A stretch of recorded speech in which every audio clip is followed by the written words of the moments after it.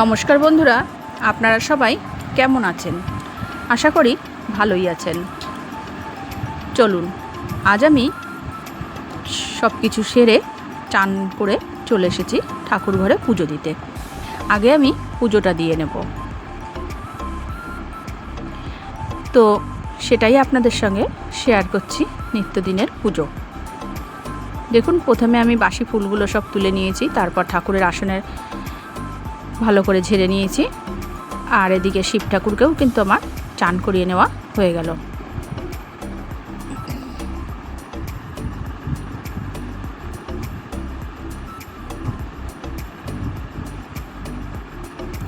আর বন্ধুরা, এই যে জবা ফুলটা দেখতে পাচ্ছেন, এটা কিন্তু আমাদের গাছের জবা ফুল। এই জবা ফুল দুটো আজকে ফুটেছে, তাই আমি ঠাকুরের চরণে দিয়ে দিলাম।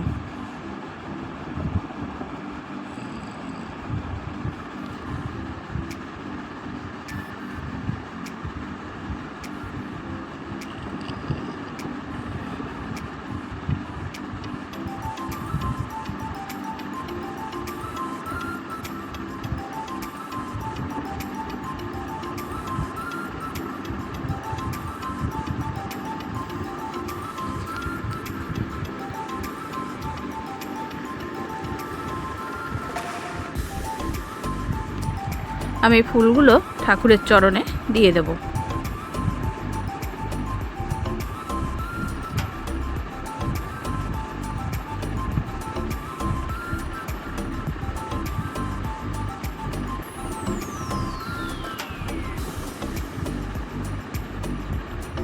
আর এই যে বড় বড় ফুলগুলো, এগুলো হচ্ছে টগর ফুল। এগুলোও কিন্তু আমারই গাছের ফুল।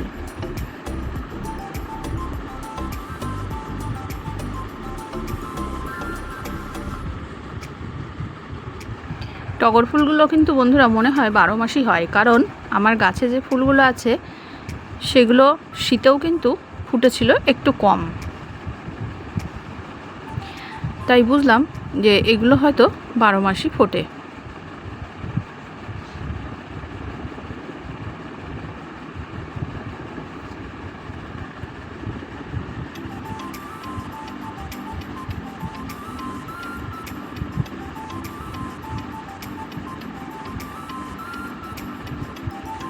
জল সংখ্যে জলটা দিয়ে দিলাম, এবার ফুলগুলো দিয়ে সাজিয়ে নেব।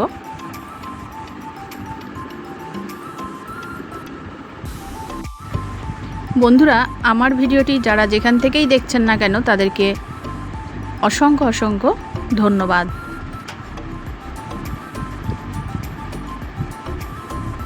আর আমার ভিডিওটি দেখে কমেন্ট করার জন্যও ধন্যবাদ।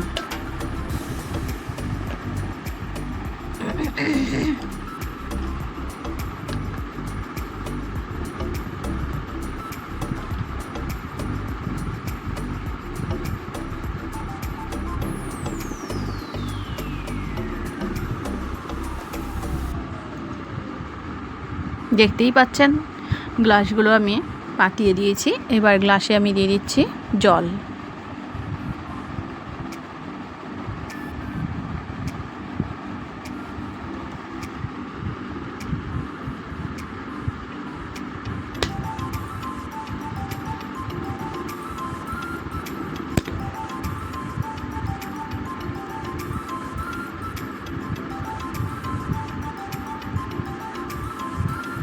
এবার থালাগুলো সাজিয়ে দিচ্ছি এক এক করে।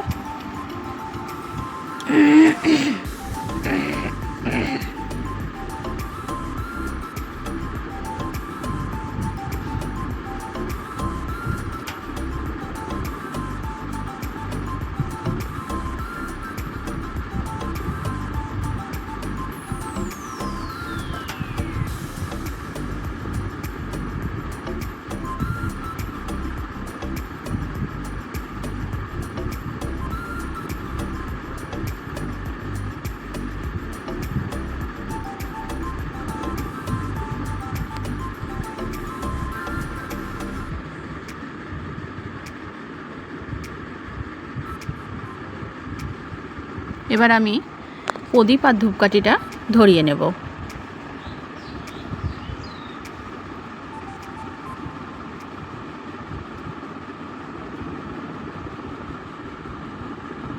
দেখুন প্রদীপটা ধরিয়েছি, একটা হাওয়া দিল আর প্রদীপটা নিভে গেল। প্রদীপটা আবার ধরিয়ে নিলাম। এবার আমি একটু আরতি করে নেব।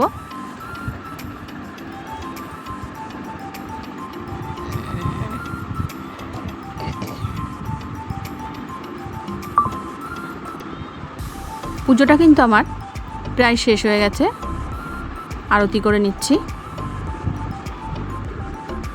আপনারা দেখতেই পাচ্ছেন।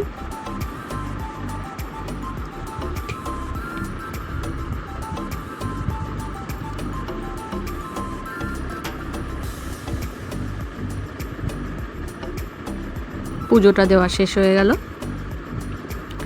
এবার চলুন রান্নাঘরে যাব, রান্না করতে হবে, তাই আপনারাও আমার সাথে থাকুন। এই যে দেখতে পেলেন থানকুনি পাতাগুলো, এই থানকুনি পাতাগুলোর কিন্তু অশেষ গুণ, তাই আজ আপনাদের সাথে এই থানকুনি পাতার রেসিপি শেয়ার করব।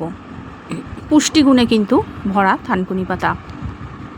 আমাশা হলে এই থানকুনি পাতা খেতে হয় এবং আমাদের এদিকের সবাই আমাশা হলে থানকুনি পাতা খায়, আর এই গরমে থানকুনি পাতা খেলে কিন্তু পেট ঠান্ডা রাখে, সেই জন্য থানকুনি পাতার গুণ কিন্তু অনেক।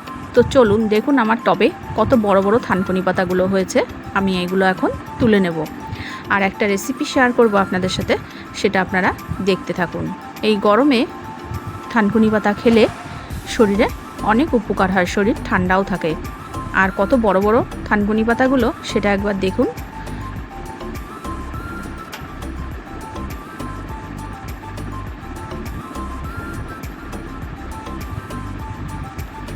বন্ধুরা, এগুলো কিন্তু আমার গাছের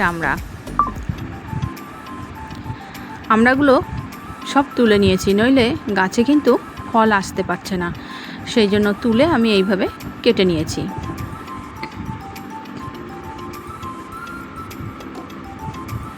কড়াই বসিয়ে দিলাম, কড়াইটাকে ভালো করে গরম করে দিয়ে দিয়েছি সরষের তেল, তেলটা ভালো করে গরম করে নেব। দেখুন এদিকে আমি উচ্ছে আর আলু ভাজাটা কেটে নিয়েছি, উচ্ছে আলু ভাজাটাকে রান্না করব। উচ্ছে আর আলু ভাজার জন্য আমি এখানে বেটে নিচ্ছি সর্ষে আর পোস্ত। সর্ষে পোস্ত দিয়ে উচ্ছে আলু ভাজা।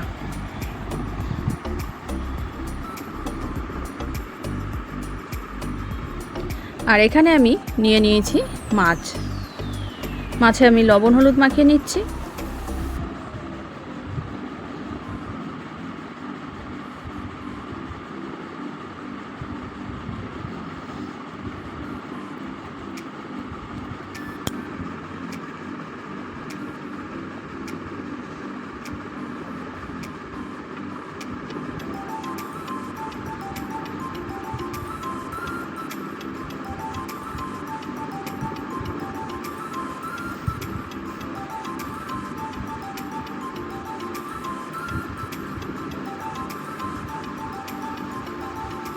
মাছে কিন্তু লবণ হলুদ মাখানো হয়ে গেছে। এরপর এখানে একটা কড়াই বসিয়ে দিলাম, কড়াইটাতে তেল দিয়ে ভালো করে তেলটা গরম করে নিয়েছি। তেলটা কিন্তু গরম হয়ে গেছে, এবার আমি মাছগুলো এক এক করে ভেজে নেব। যেহেতু থানকুনি পাতা দিয়ে মাছ দিয়ে আলু দিয়ে আর কাঁচকলা দিয়ে ঝোল করব, সেই জন্য প্রথমেই আমি মাছগুলো ভেজে নিলাম। আর এদিকে দেখুন উচ্ছে আর আলুটা কিন্তু আমার ভাজা হয়ে গেছে। আমি এবার সর্ষে আর পোস্ত বাটাটা এর মধ্যে দিয়ে দেব, দিয়ে সামান্য একটু জল দেব, সামান্য পরিমাণে জল দেব, বেশি জল দেব না। কিন্তু দেখতেই পেলেন আমি কতটা পরিমাণে জল দিলাম, এইটুকুই জল দিতে হবে। দিয়ে এবার উচ্ছের সঙ্গে মশলাটাকে একটু ভেজে নিতে হবে।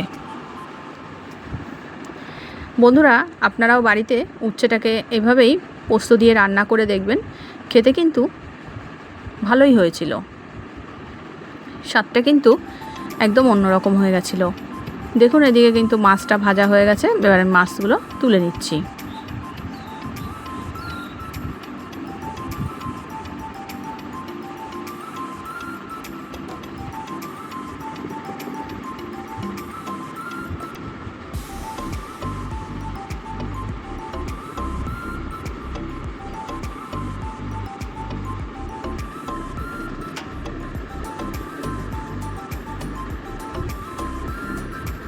আরও 2 পিস মাছ ছিল এক্সট্রা, সেই 2 পিসও আমি ভেজে নিচ্ছি ওই তেলের মধ্যেই।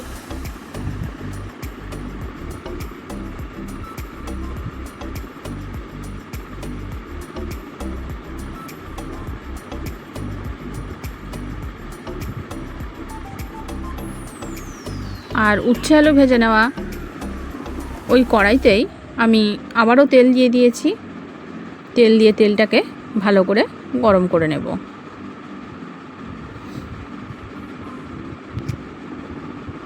তেলটা কিন্তু আমার গরম হয়ে গেছে।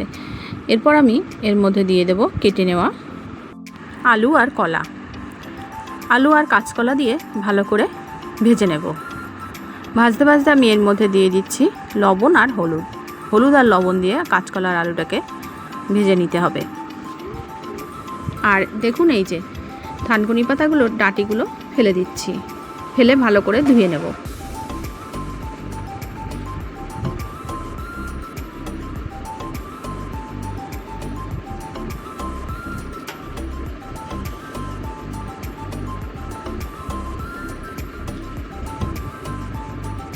মাছগুলো ভেজে নেওয়া হয়ে গেছে, তুলে নিয়েছি।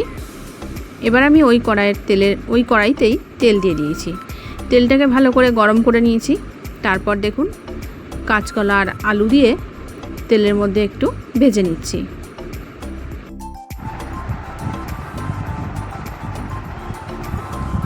কাঁচকলা আলু ভেজে নেওয়া হয়ে গেছে। এরপর আমি এর মধ্যে দিয়ে দিলাম পরিমাণ মতো জল।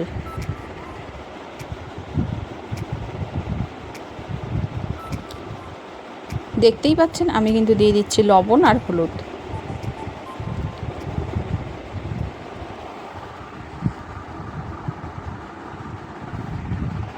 লবণ আর হলুদ দিয়ে ভালো করে একটু নেড়ে চেড়ে নেব। আর আপনারা যদি শুকনো লঙ্কা খেতে ভালোবাসেন তাহলে শুকনো লঙ্কার গুঁড়ো দিতে পারেন, কোনো অসুবিধা নেই। আমি এখানে কাঁচকলার জন্য দিয়ে দিলাম কাঁচা লঙ্কা চিড়ে। যেহেতু একটা পাতলা ঝোল হবে সেই জন্য আমি এখানে কাঁচা লঙ্কা চিড়ে দিয়ে দিয়েছি। আর আপনারা চাইলে শুকনো লঙ্কার গুঁড়ো দিতেই পারেন, কোনো অসুবিধা নেই।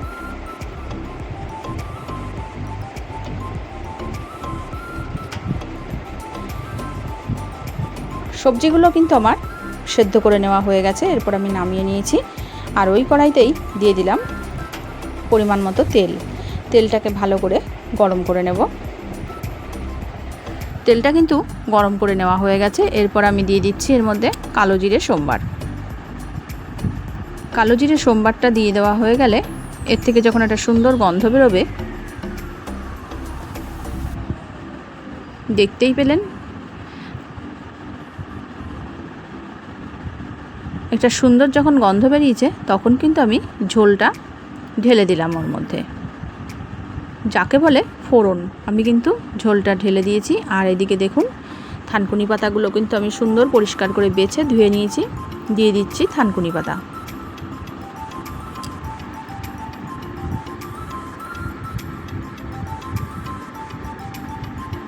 মাছের ঝোলটা কিন্তু আমার রেডি হয়ে গেছে। আপনারাও চাইলে বাড়িতে এভাবে গরমের দিনে শরীর পেট ঠান্ডা রাখতে থানকুনি পাতা দিয়ে, মাছ দিয়ে, কাঁচকলা দিয়ে, আলু দিয়ে ঝোল করে খেতেই পারেন।